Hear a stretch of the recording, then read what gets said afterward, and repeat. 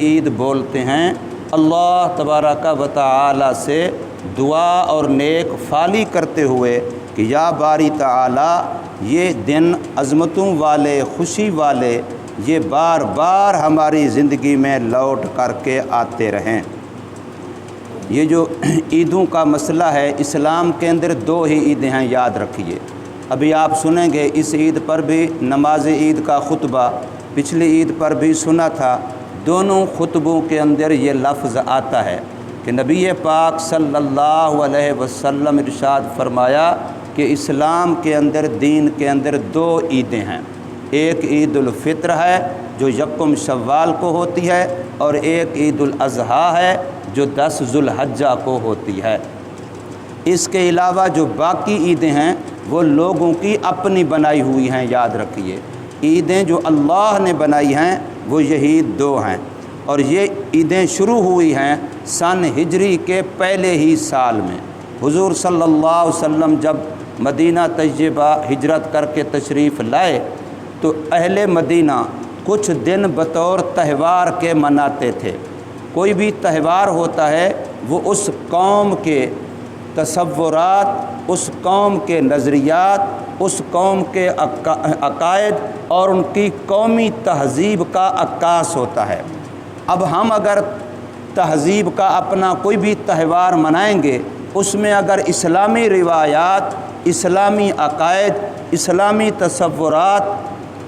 ان کی نمائندگی ہو اور ان کے لیے لوگوں کی ذہن سازی ہو، پھر وہ تہوار اسلامی ہوگا، اور اگر اس کے الٹ ہو تو وہ تہوار اسلامی نہیں ہوگا، وہ تہوار کفر کی طرف سے ہوگا، اور ہم مسلمان اس کے اندر پڑے ہوئے ہوں گے، وہ ہمارے لیے قابل ترک ہوگا۔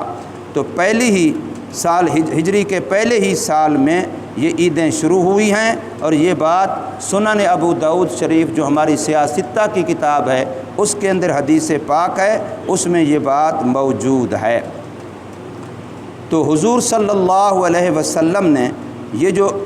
ان کے تہوار دیکھے، ان کا طریقہ کار دیکھا، تو آپ صلی اللہ علیہ وسلم نے فرمایا کہ اللہ نے ہمیں جو اسلامی تہوار دیے ہیں وہ 2 دیے ہیں، اور پھر آپ صلی اللہ علیہ وسلم نے ان دونوں عیدوں کا تذکرہ فرمایا۔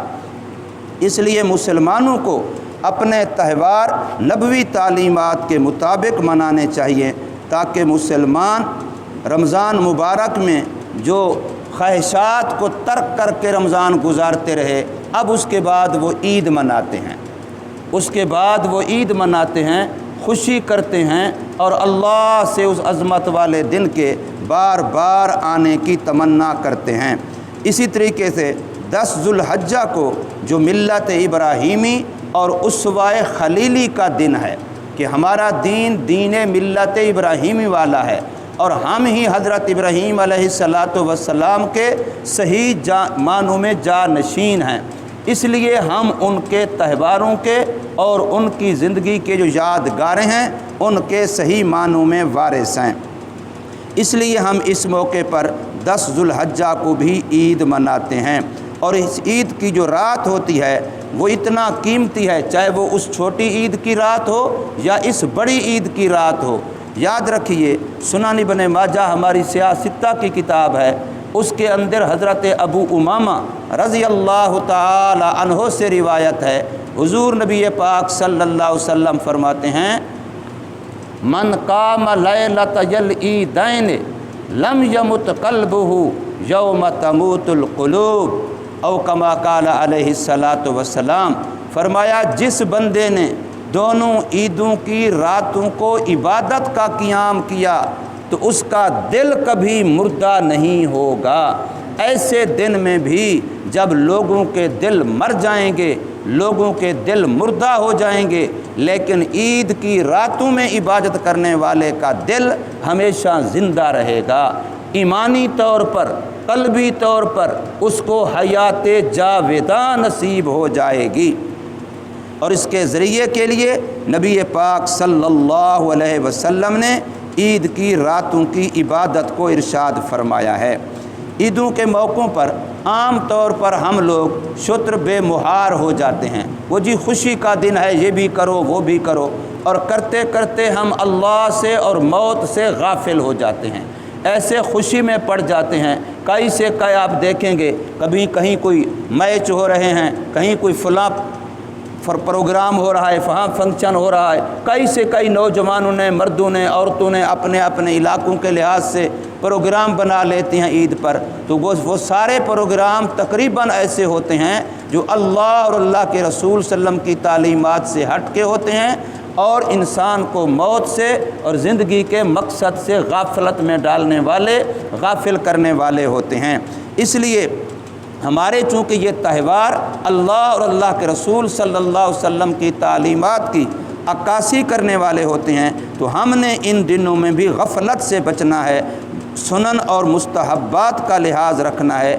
تو عید کے دن میں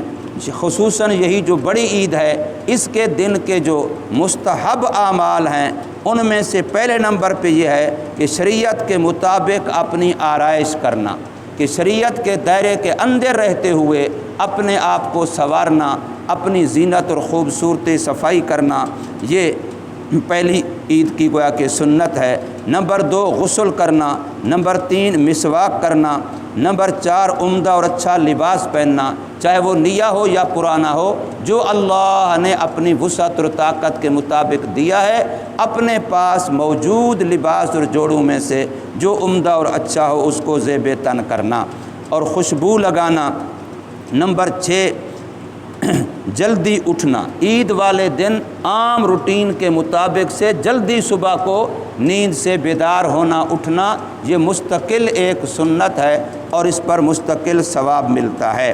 اسی طریقے سے نمبر 7 ہے عید گاہ میں جلدی جانا، یہ نہ ہو کہ ابھی ٹائم رہتا ہے، ابھی ٹائم رہتا ہے، جتنا آپ جلدی جائیں گے آپ کو اتنا ثواب زیادہ ملے گا۔ عید کا جو بھی وقت کا اعلان ہوا ہے آپ اس وقت کا انتظار نہ کرتے رہیں، بلکہ جلدی جلدی عید گاہ میں جہاں عید کی نماز ہوتی ہے وہاں جانا، یہ مستقل ایک عبادت اور مستقل نیک عمل ہے۔ اسی طریقے سے اس عید پر نماز عید سے پہلے کچھ نہ کھانا، اور اس نہ کھانے میں یاد رکھیے قربانی کرنے والا اور قربانی نہ کرنے والا برابر ہیں، مرد عورت سب کے لیے یہ حکم ہے۔ اور اس میں بھی جو فقہا نے لفظ لکھا ہے وہ یہ کہ ایسا کوئی فعل نہ کرنا جس سے روزہ ٹوٹ جاتا ہے، یعنی مفطرات ثلاثہ۔ بعض بندے کہتے ہیں چلو بھی کھانا تو نہیں کھاتے، پانی پی لیا، چائے پی لی، بہتر یہ ہے کہ کچھ بھی نہ کھائیں پئیں، نہ پانی پئیں، نہ چائے پئیں، نہ کوئی اور چیز کھائیں پئیں، جیسے روزے دار ہوتا ہے اسی طریقے سے عید نماز پڑھنے تک رہیں۔ عید پڑھ کے پھر آپ بے شک کھا پی سکتے ہیں۔ اگر کسی کے قربانی جلدی تیار ہونی ہے، توقع یہ ہے، تو پھر کھانے کے لیے قربانی کا گوشت سب سے پہلے کھائیں، تو یہ اور زیادہ آپ کو ثواب بھی ملے گا اور یہ نبی پاک صلی اللہ علیہ وسلم کا ارشاد پر عمل بھی ہوگا۔ اسی طریقے سے ایک عمل عید کا یہ بھی ہے کہ آتے ہوئے آپ گھر سے اور راستے سے آئیں اور جاتے ہوئے دوسرے راستے سے جائیں، چونکہ اس موقع پر آپ کے قدم قدم پر راستے نے بھی قیامت کے دن گواہی دینی ہے کہ یہ کس راستے سے اللہ کا ذکر کرتے ہوئے تکبیرات تشریق پڑھتے ہوئے گیا تھا اور کس راستے سے آیا تھا، تو آنے جانے کا راستہ بھی بدلیں۔ اور نمبر 10 یہ ہے اگر کوئی عذر نہ ہو تو پیدل آئیں اور پیدل جائیں، عذر ہو تو پھر کوئی بات نہیں ہے، کوئی بوڑھا ہے، بیمار ہے، عذر ہے تو بالکل سواری پر آ سکتا ہے، اس کو تکلف نہیں کرنا چاہیے، خواہ مخواہ اپنے آپ کو مجاہدے مشقت میں نہیں ڈالنا چاہیے۔ اللہ کا دین آسان ہے، اس کو ثواب ویسے ہی ملے گا، لیکن کوئی عذر نہیں ہے تو پھر کوشش کریں کہ پیدل آئیں اور پیدل جائیں اور راستہ بھی بدل کے آئیں اور بدل کے جائیں۔ اور اس عید پر آتے ہوئے جاتے ہوئے تکبیر تشریق بلند آواز سے پڑھتے ہوئے ہیں۔ بلند آواز کا معنی یہی جو میں نے عرض کیا کہ اپنے سے دوسرے تک آواز جائے، گنگنا کے پڑھیں جس سے دوسرے کو پتہ چلے کہ یہ پڑھ رہا ہے۔ اللہ اکبر لا الہ الا اللہ واللہ اکبر اللہ اکبر وللہ الحمد۔ تو یہ تکبیر تشریق ذرا اس انداز سے پڑھیں کہ دوسرا ساتھ والا بھی سن رہا ہو۔ اور اس دن میں جو عید کا دن ہوگا اس دن اشراق کی نماز نہیں پڑھنی،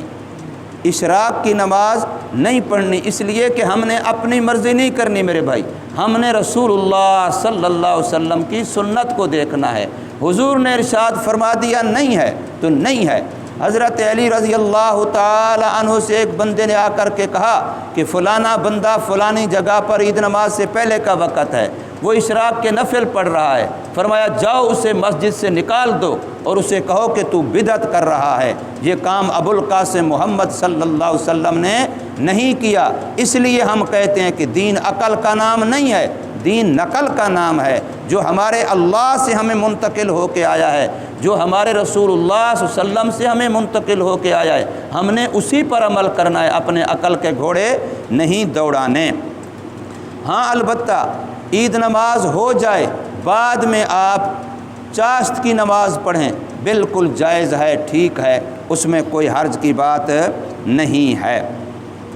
ایک بات اور یاد رکھیے، اگرچہ لوگ تو ہم جو بیٹھے یہ تو اکثر وہ ہیں جن کو عید نماز کا طریقہ آتا ہے، جن بیچاروں کو آتا نہیں وہ مسجد کے قریب ہی نہیں آتے۔ میں نے ایک دن عرض کیا تھا کہ ایک نمازی ہیں جو ٹھاٹھ کے ہیں، اور کوئی ہیں جو 8 کے ہیں، اور کوئی ہیں جو کاٹھ کے ہیں، اور کچھ وہ ہیں جو 360 کے ہیں۔ تو اب 360 والے بیچاروں کو تو نہیں پتہ۔ عید کی نماز میں آپ کو پتہ ہے زائد تکبیریں ہوتی ہیں، پہلی رکعت میں بھی 3 زائد تکبیریں ہوتی ہیں، دوسری رکعت میں بھی 3 زائد تکبیریں ہوتی ہیں۔ اصول یہ ہے کہ پہلی رکعت کی 3 زائد تکبیریں قرات سے پہلے ہیں، اور دوسری رکعت کی 3 زائد تکبیریں قرات کے بعد ہیں۔ پہلی والی کی پہلے، بعد والی کی بعد میں، یہ یاد رکھنا آسان ہو جاتا ہے۔ اب کوئی نمازی اگر اس وقت آ کے عید نماز میں شامل ہوا ہے، رکعت ابھی پہلی چل رہی ہے لیکن امام زائد تکبیریں کہہ چکا ہے،